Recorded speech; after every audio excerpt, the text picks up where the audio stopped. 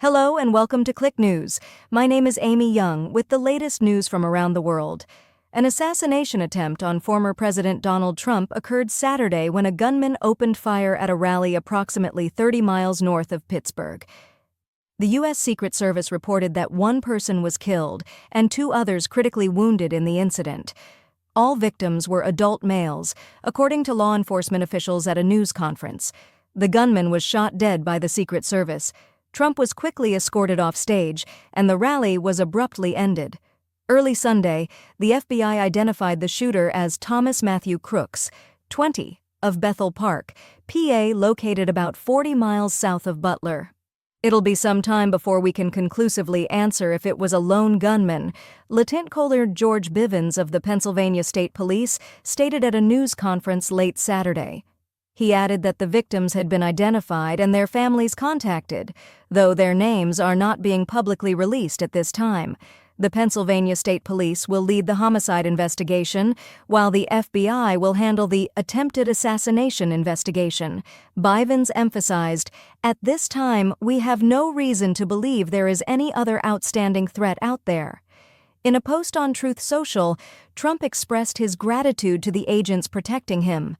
"Most importantly, I want to extend my condolences to the family of the person at the rally who was killed, and also to the family of another person that was badly injured," he wrote. "It is incredible that such an act can take place in our country. Nothing is known at this time about the shooter, who is now dead. I was shot with a bullet that pierced the upper part of my right ear.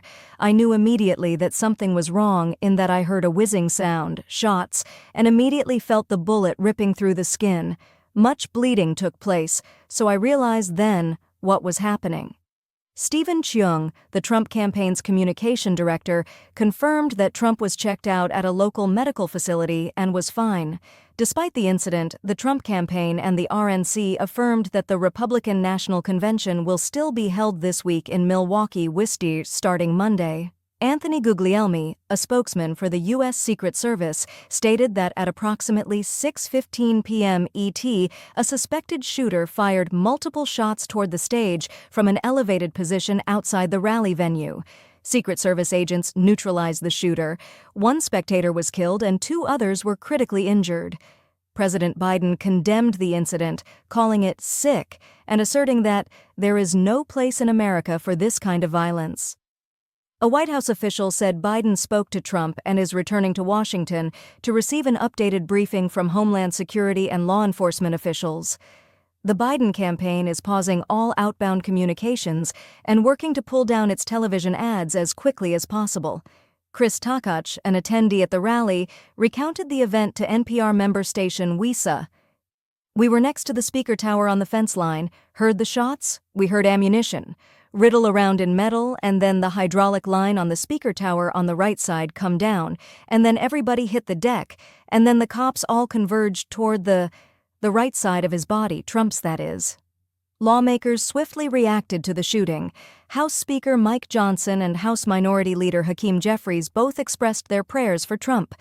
Senate Majority Leader Chuck Schumer and Senate Minority Leader Mitch McConnell condemned the violence, with McConnell noting, "Tonight, all Americans are grateful that President Trump appears to be fine after a despicable attack on a peaceful rally. Violence has no place in our politics." Former presidential candidates Doug Burgum, Ron DeSantis, and Nikki Haley also expressed concern and offered prayers for Trump on social media. Attorney General Merrick Garland stated that the Justice Department would deploy every available resource to investigate the incident. The U.S. Secret Service is investigating how a gunman armed with an AR-style rifle was able to get close enough to shoot and injure former President Donald Trump at a rally Saturday in Pennsylvania, a monumental failure of the agency's core duties.